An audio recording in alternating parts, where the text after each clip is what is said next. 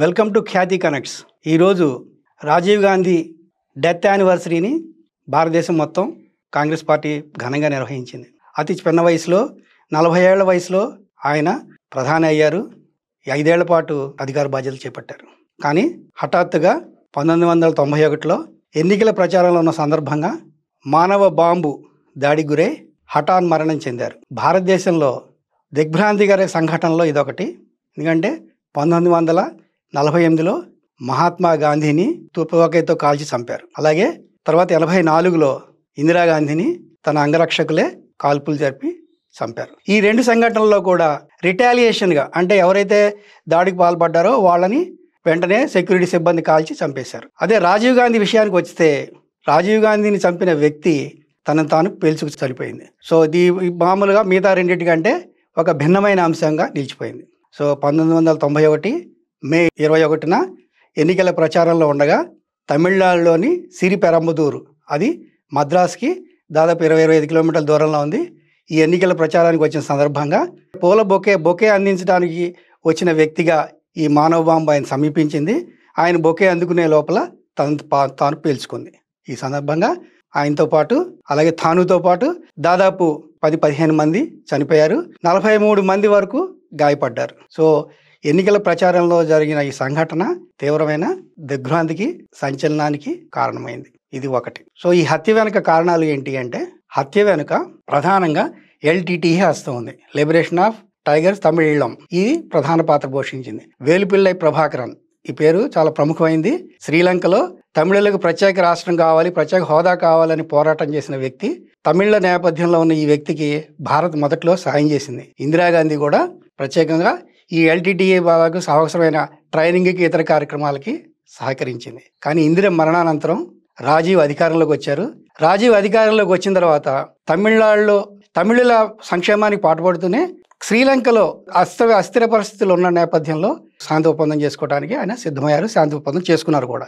So శ్రీలంకతో శాంతి ఒప్పందం నేపథ్యంలో LTTE మొదట్లో స్వాగతించిన, ఇది LTTE నిరాయుధులు చేయడం కోసం ప్రధానంగా ఉద్దేశించడం కావటం వలన LTTE రాజీవ్ గాంధీ పట్ల ద్వేషం పెంచుకోవడానికి కారణమైంది. అలాగే ఆయన 89 ఎన్నికల తర్వాత ఆయన ఓడిపోయారు. కొంతకాలం ప్రతిపక్ష నేతగా ఉన్నారు. తర్వాత 91లో ఎన్నికల ప్రచారం చేస్తున్న సందర్భంగా ఆయన అనేక సభల్లో, ముఖ్యంగా తమిళనాడు కేంద్రంగా జరిగిన సభల్లో LTTEని అణిచివేస్తాము, మేము అధికారంలోకి వస్తే LTTE ఆగడాలు ఇక ఉండవు అని ప్రకటనలు చేశారు. దాంతో LTTE రాజీవ్ గాంధీని టార్గెట్ చేసింది. ఎట్టి పరిస్థితులైనా సరే చంపాలని నిర్ణయించుకుంది. అంతకుముందు ఆయన ఒకసారి పర్యటించినప్పుడు కూడా శ్రీలంకలో ఆయన మీద అటాక్ జరిగింది. సో ఆయన సురక్షితంగా బయటపడ్డారు. అయితే ఈ హత్యకు ముందు ఇంటెలిజెన్స్కి సమాచారం ఉంది. కేవలం అక్కడ తమిళనాడులో సిరిపెరంబదూరు వెళ్ళొద్దని రాజీవ్కి చెప్పారు.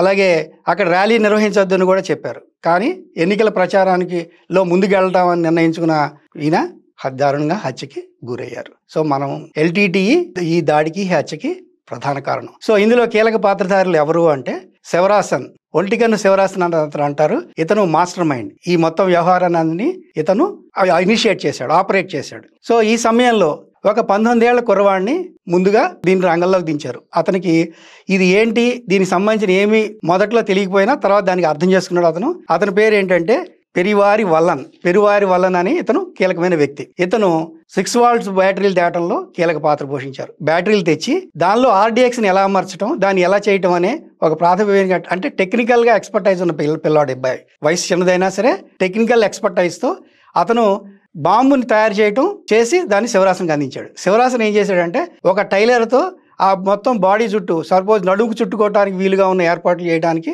అతను ప్రేరేపించాడు. దీనికి మురుగన్, నళిని తదితర వాళ్ళందరూ కూడా సహకరించారు, ప్లాన్ చేశారు. అప్పుడు తాను రంగంలో దించారు. ఇది యాక్షన్. ఈ కేసులో ప్రధానంగా శివరాసన్ నేపథ్యం ఉన్నా కూడా పెరువారి వల్లన్ అనే వ్యక్తి చాలా కీలకం. మొదట్లో ఇతను అమాయకుడు, చిన్నపిల్లాడు అని అనుకున్నారు. కానీ తర్వాత తనే స్వయంగా ఈ ఆపరేషన్ ఎలా జరిగింది అనేది చెప్పుకొచ్చాడు తర్వాత రోజుల్లో. సో ఇది ఎలా బయటపడింది అంటే, సంఘటనల స్థలంలో, రాజీవ్ హత్య జరిగిన స్థలంలో ఒక కెమెరాలో, గోపాల్ అనే వ్యక్తి కెమెరాలో మొత్తం ఇదంతా రికార్డ్ అయింది. ఇందులో ఎవరైతే కీలక పాత్రధారులుగా ఉన్నారో వాళ్ళంతా దాడికి ముందు కనిపించారు, తర్వాత వాళ్ళు అక్కడక్కడ చదురుమదురుగా మాయమైనట్టుగా కూడా అర్థమైంది. సో దీనికి సంబంధించిన దర్యాప్తు చాలా సంవత్సరాలు పట్టింది. మొట్టమొదట దీన్ని సిబిఐకి అప్పచెప్పారు. కార్తికేయన్ బృందం దీన్ని దర్యాప్తు చేపట్టింది. తర్వాత టాడా కోర్టు దీనిపైన విచారణ చేసింది. 98లో దాదాపు 26 మందికి మరణశిక్ష విధించారు. కాలక్రమేణా రకరకాల పరిణామాల్లో కొంతమంది చనిపోయారు. షణ్ముగం అనే వ్యక్తి పోలీస్ కస్టడీలో చనిపోయాడు. అలాగే శివరాసన్, ఒంటిగంట శివరాసన్ అనేవాడు భారతదేశంలో మారువేషాలు వేసుకుంటూ తిరిగాడు, రకరకాల ప్రాంతాల్లో తిరిగారు.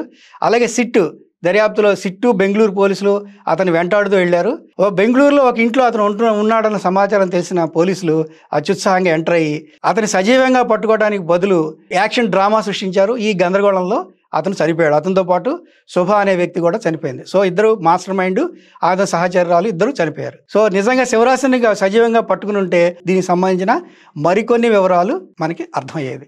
సో ఇది ఒకటి. సో టాడా కోర్టు 98లో దీనిపైన దాదాపు 26 మందికి మరణశిక్ష విధించింది. ఇందులో కొంతమంది రకరకాల సందర్భాల్లో చనిపోయారు. అది ఒకటి. తర్వాత ఇతని మరణశిక్షల్ని కాలక్రమంలో అవి యావజ్జీవ శిక్షలుగా పరిణామం చెందాయి. దానికి రకరకాల కారణాలు ఉన్నాయి. రకరకాల పరిస్థితుల్లో వీళ్ళు కోర్టులను ఆశ్రయించారు. కేంద్ర ప్రభుత్వం మెర్సీ పిటిషన్కి అంగీకరించలేదు. యూపీఏ అధికారంలో ఉన్న అంగీకరించలేదు.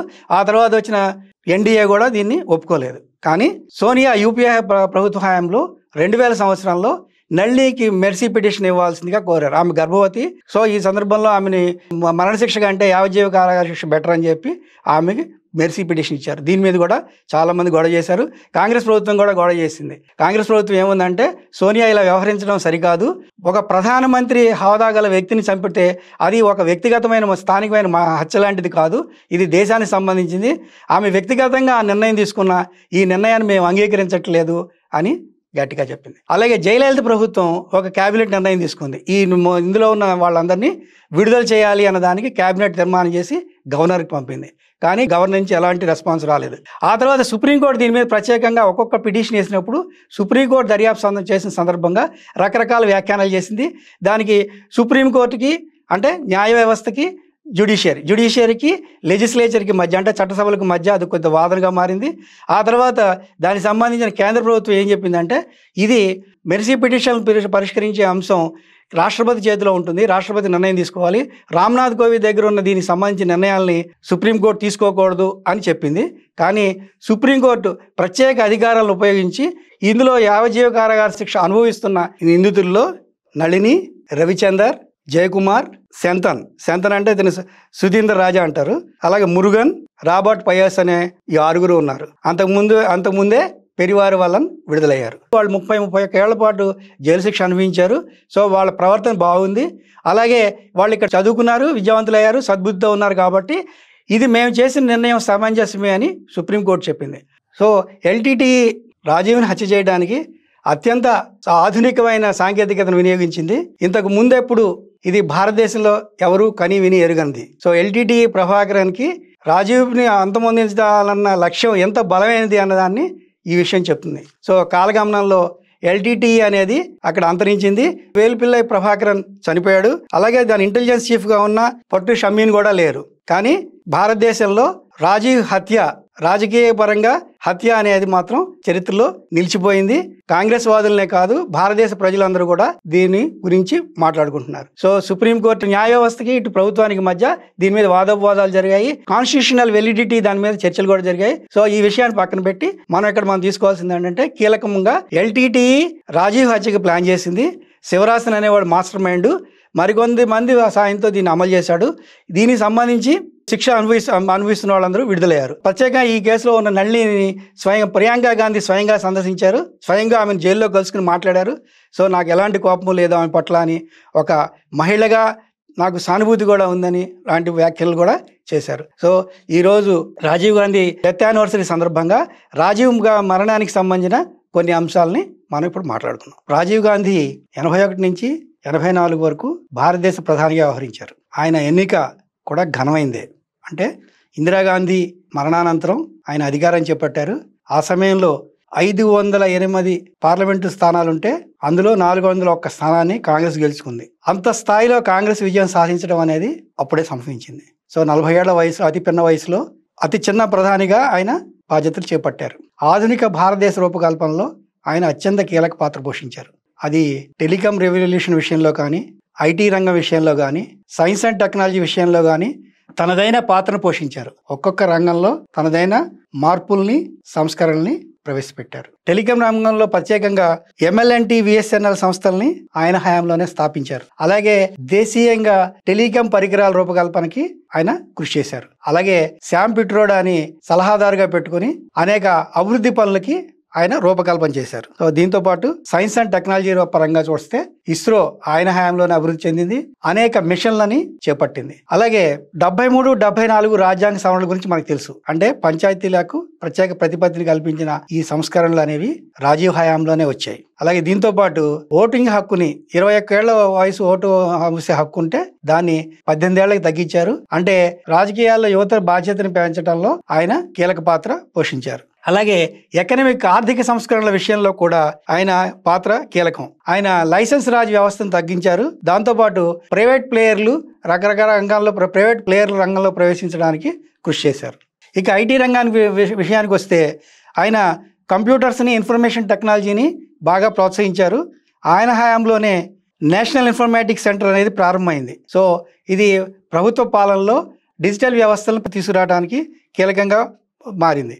అలాగే విద్యారంగం విషయంలో తీసుకొస్తే నవోదయ విద్యాలయాలను ప్రారంభించారు. సో గ్రామీణ ప్రాంతాల్లో విద్యార్థులు చదువుకోవడానికి వీలుగా ఇవి గ్రామీణ విద్యార్థులను ప్రోత్సహిస్తూ వస్తున్నాయి. అలాగే UGCని ఆధునీకరించారు. ఇది ఆధునిక భారతదేశం అభివృద్ధిలో కీలక పాత్ర పోషించాయి.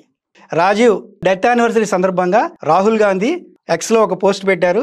నాన్న, మీరు మిగిల్చిపోయిన ఆశయాల్ని నేను పూర్తి చేస్తాను, మీ స్ఫూర్తి నన్ను వెన్నంటి ఉంటుంది అని చెప్పారు. అలాగే కాంగ్రెస్ అగ్రనాయకులు అందరూ రాజీవ్ గాంధీ స్మారకాన్ని సందర్శించి ఘనంగా నివాళులు అర్పించారు. తెలంగాణలో కూడా తెలంగాణ ప్రభుత్వం కూడా రాజీవ్ గాంధీకి ఘనంగా నివాళులు అర్పించింది. దీనికి సంబంధించిన మీ సలహాలని, సూచనల్ని మాకు తెలియజేయండి.